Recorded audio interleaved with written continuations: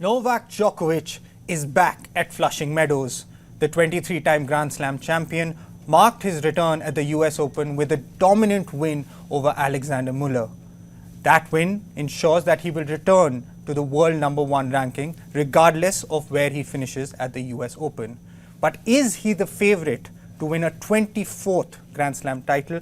That's what we'll be discussing today on this edition of WION World of Sport Extra.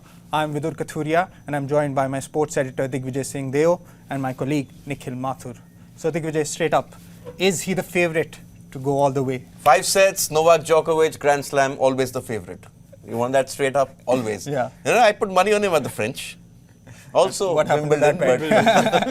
That bet didn't happen because you guys didn't pay up. No, but I just think that he's still got maybe one more year after this at the top level. And even the Wimbledon final, when he looks back, he should have closed it out. I mean, you saw the exuberance of youth and you saw Alcaraz sort of come up with some shots which perhaps Djokovic did not expect. But I just think that going into a Grand Slam, the way he started, see, he's now, what he's doing is he knows when to play and when not to play. Even last year, he missed a couple of Grand Slams. He didn't play the US. He missed some tournaments in that North American swing as well. But that's, I think, a good sign for him. It's a good thing for him because he learns to conserve himself. Yeah.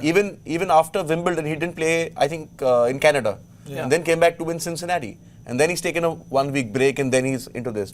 So I think the young guns will really have to come up with something special to beat him, especially after the way he dismantled Muller. Let's be fair, this is not his greatest test. Yeah. But to start off a Grand Slam like that is a statement of intent. Yeah. Nikhil, did we learn anything new about Djokovic from the match yesterday? I think today. This morning. Today. This just got over 3 American hours back. time, yeah. American Vidur, time. which time zone are you on? Last match at the French Open on day 1. But I think Djokovic remains the favourite. I think in terms of winning a match from losing position, he's the best. There is no one a mile closer to him. He's the best. And as Digvijay said, 5 sets, Djokovic has to be favourite. I think he's 7-0 in terms of tiebreak in the deciding sets in Grand Slams as well as the Masters. So I think Alcaraz can give him a good run for his money, but I think Djokovic remains the favourite because he can win from losing positions and Alcaraz is still learning. I have not seen Alcaraz win a match from a very bad position. If he's in control, he will take the game. He needs to learn that if he wants to challenge Djokovic consistently. He's 20. He'll learn. Yeah. I mean, I think his rise has been so dramatic that we're expecting Nadal-esque things from him, but he's also going to learn. I think he learned how Djokovic took his legs, as they say, in that French semi-final. Yeah. So he learned very quickly and then he knew what not to do in that Wimbledon final. But this is the start of a great rivalry. I think the larger thing we need to discuss is Djokovic getting back to #1. Yeah. So 390 weeks is world #1, 2 weeks from now. And that's also because the way the ATP rankings function, the moment a tournament like a Grand Slam starts, whatever points you're defending goes down to 0. So Alcaraz has lost 2,000 points that he got for winning the US Open last time. Djokovic didn't play. Yeah. So Djokovic is no points to defend. No points. So every match he wins is a plus. So as things stands, he is above Alcaraz. And even if Alcaraz wins the US Open, he gets back to the same number of points, right? Yeah. Which he was defending. Yeah. So it's already a plus for Djokovic, and that's why he's going to be world #1. And in fact, if he wins this, he's going to be 2,000 points ahead of Alcaraz. Yeah, I think Digvijay made a good point there, that this is now everyone before any Grand Slam starts or any tournament starts, when Djokovic and Alcaraz are playing, everyone wants to see that final. They want to see them to compete in the title clash. Yeah. So I think we've already seen this rivalry, and I think if there's anyone that can challenge Djokovic, it is Carlos Alcaraz. How do you see his tournament going? No, but before Nikhil gets in, I just want to jump in here because it's also a testament to Djokovic. You're talking about a person going head-to-head into a rivalry with someone 16 years younger. Yeah. Let's be fair, that's 16 years age difference. This shouldn't even be a contest. This should be Alcaraz winning through and through. Yeah. No, it's a generational clash. And, as you said, the age difference, 16 years. But I think Alcaraz is learning. And I remember Cincinnati Open final, the two contrasting images, Djokovic ripping apart his shirt and Alcaraz was actually crying. It's great that he was showing his emotions. So it shows you how much it means to Alcaraz as well as Djokovic. A 36-year-old, he still wants to win. A 20-year-old who has just begun his career, but he was crying. He was like, why did I lose that final? So it shows both the players have different kind of abilities, and it's an amazing rivalry because, the big three are now gone. Nadal will make a return. Federer Is it the will big retire. two? Big two now? Can we call them that? But it's a big two, but who's the one? Yeah, That's the question. I think Alcaraz is still one. I mean, going into this US Open, he is number one, so he is one right now. The year-end ranking and then going into the Oz it will probably be a different kind of debate. But I think one more thing we need to figure out here is, this is hard courts. It's not the same hard courts as Australia, but it's still hard courts. And when we're talking about Djokovic, when we're talking about Alcaraz, we got to factor in Medvedev also. Even though you think that with the kind of game Djokovic has on these hard courts, like what we see on Rod Laver, Medvedev is very good on hard courts. In fact, I think he's won one or two tournaments outside of hard courts, Mallorca, grass, and I think he won a clay tournament once. Masters title. No, I think Medvedev, for me, he's that kind of a student who is smart, who doesn't study, but on his day, he can beat Djokovic and Alcaraz. So he's that kind of a player. But he can also fail on his day. He can just.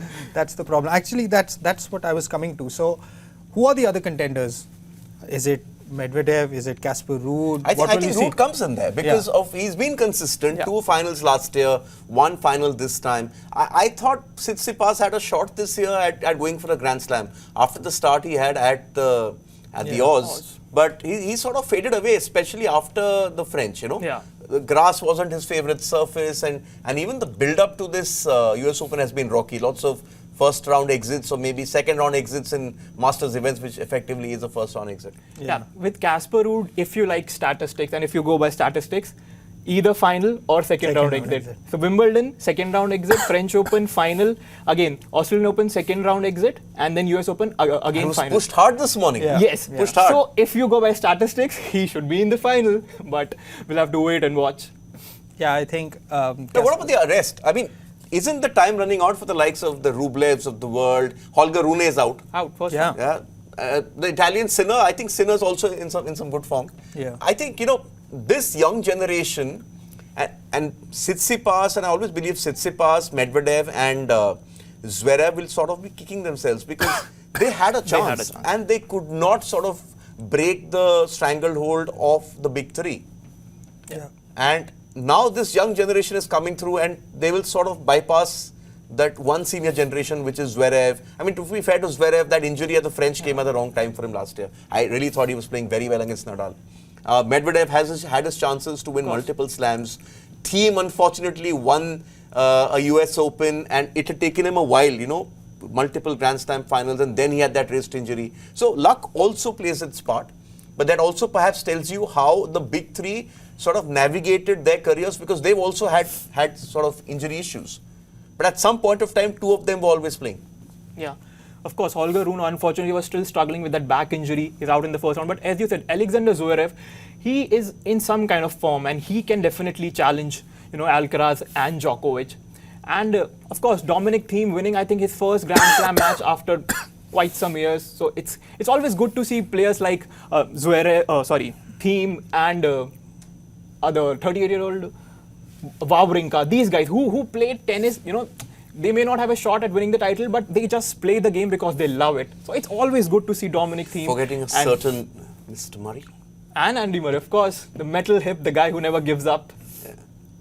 So, we got some comments. Ruben says, I think Alcaraz is the one to watch. He's young and hungry and playing good. But come to think of it, we thought after Wimbledon that sort of the baton had been passed. But then with Djokovic winning Cincinnati against Alcaraz, a younger man, and we always thought that it's Djokovic on 5 sets, Alcaraz in 3 sets. But he sort of turned the table. Yeah. Has this battle sort of turned around once again? Has the advantage come back Djokovic's favor in this? Or you think young legs, fresh legs make a difference? I think with 5 sets, the advantage is with Djokovic and with Cincinnati also. But I think But Cincy was 3. Yeah, 3 again. So advantage Djokovic, but I think it's a great learning curve for Alcaraz, because whatever he can learn in that match, I think he will not be able to do that in training or in the practice. So I think it's a great learning curve, and I think Djokovic will be ahead of Alcaraz at least for a year, because I think he still is the best player. But once Alcaraz catches up with him, I think maybe in a year or two, then I think it's going to be Alcaraz who will be ahead then. And all the matches sort of have gone the distance, right? I think except that that one game last year was again a two tie breaks. Yeah. I think it was in Madrid. Yeah. It was Madrid semis in Madrid. So he beat Nadal in the quarters, and I think he beat Djokovic in the semis. Zverev as well. Yeah. Okay. Get your voice back. Yeah, my voice is gone. Okay, Omar thinks, I think Zverev would be the dark horse. We were just mentioning exactly. it. He's playing well. But the thing with Zverev is there are other issues which are sort of hanging over his head. Of course. And those can be very sort of distracting. You've got 2 polls, right? Yeah. You want to take that? Okay, it's with me. So, is Djokovic favorite to win the US Open title? 62% say yes. Oh, wow. Favorite. Okay, 38% no. But the other one's interesting. The other poll we had running was who will win the US Open men's singles title. We need to do one of the women actually tomorrow. Yes. Yeah. I think once we have the second out of matches, we can do that. Some upsets there as well, right? Yeah. Sakkari's out. Maria Sakkari, I think she's very inconsistent. Third straight exit in the first round of a Grand Slam. I mean, she's a top-ranked Greek player. She's world number 8, and she plays such good tennis. But something I think it's a mental Grand issue. Slam, yeah, it's a mental issue. Yeah, Vidur needs to take a pause. We'll take it from here, Vidur. Yeah, that's what the team is for. I'll be back. Are you emotional? Just because you're in the hot seat? Okay, no comments. Who will win the US Open men's singles title? Djokovic 62, but 31% saying Alcaraz. Medvedev 5.6, Ruud 1.4%. So overwhelming, huh? Overwhelming, 2/3, almost yeah. 2/3. So it comes down to these two, 62 and 31. Of course, I mean, it's going to be a dream final if we see again Djokovic and Alcaraz. Let me remind you, the US Open has always been that Grand Slam Yeah. to throw up big upsets, because for all their domination, Federer's won 5. I think Djokovic has won 3. Nadal's won 4, McEnroe 4. And yeah, This is not that kind of a Grand Slam where somebody wins 10 or 11. I remember Federer at his pomp losing to Del Potro, 2009. yeah. Then you had Nishikori and reaching that Cilic final. Cilic final 2014. Yeah. So, and Medvedev beating Djokovic when he was going for the Golden Slam. So yeah, so big 3 hasn't won in like last 3 or 4 years. Medvedev, No, Alcaraz. Nadal won it. Nadal won it after the pandemic, right? When Before Medvedev. before Medvedev, when Djokovic got kicked Yeah, out yeah, for hitting that ball kid. Yeah. Again was I think a Medvedev final. That was Nadal, either- Medvedev, 5-6, 5-6. 5-6. Yeah. And then before that there was Thiem. Dominic Thiem, exactly. So I this think with the US also, Yeah, you're it's the heat is also a factor. Actually, no. Nadal was 2019, Thiem was 2020. So, yeah. so big 3 hasn't won So it was since- Thiem versus Zverev. That's right. And then Nadal won 21. No, No, 21 was Medvedev. So from 2019, the big 3 have not won Yes, the yes, that's right. US Open. Okay, so we'll wrap it here. What's coming up? 6:30. Plenty of tennis action as always. But take a pause. You take us through what's the other stuff that we have today. 6:30 p.m. So let's discuss of the women's. Yeah, women's draw. So Iga Swiatek is through. Again a bagel. One bagel. Yeah. She just dropped one set. One game, sorry. Maria Sakkari we talked about, again a first round exit. And Rybakina is through. Sabalenka will play later today, and we'll definitely cover. Azarenka through. Azarenka Kvitova through. Mukova through. Yeah. I think somebody lost. I think Goff also won Goff- with a very thrilling. Goff came through 3 sets Three against sets, yeah. Sigmund. And after that, there was this ceremony where Billie Jean King was felicitated for 50 years of the WTA and gender parity in terms of prize money over there. And The Obamas were there. Yeah. And they stayed back for Djokovic's match. the last as well. one, which began after 11 p.m. And Djokovic, said, okay, the former president is here, he can't be waiting too long, so they finished it off in an hour and a half. Yeah. Yeah, so that's that. Pressure growing on Luis Rubiales. I'm just surprised he's hung on so long. Yeah, I mean, he is not budging. He's not resigning. I mean, the Spanish government wants him out. The Spanish FIFA wants him out. FIFA wants him out. Spanish Federation wants him out. The players wants him out. But he is not budging. In fact, his mother has gone on an indefinite hunger strike. Bizarre. It's bizarre. I think he should It's a resign. matter of time. I think it's a time. matter of Now, time. he's lost the support of the same federation. Yeah. where, okay, what's that? Okay. So he's lost the support of the federation, the same people who were clapping for him last week, last Friday. And all of them coming up and saying, you have to go now. Yeah, See, because you're taking away from the sport. This is the moment for the Spanish women's team to bask in the limelight. They should be Has anyone even spoken of what they achieved?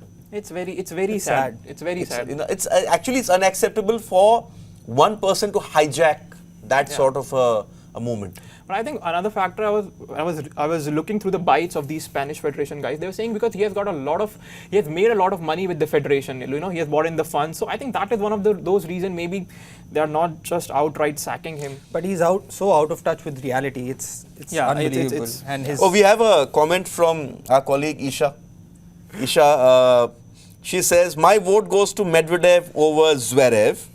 And she says that to say that Alcaraz still hasn't learned to come back from getting a little derailed in a match is not true anymore, like what we saw in the Wimby finals against Djokovic. Okay. Fair point.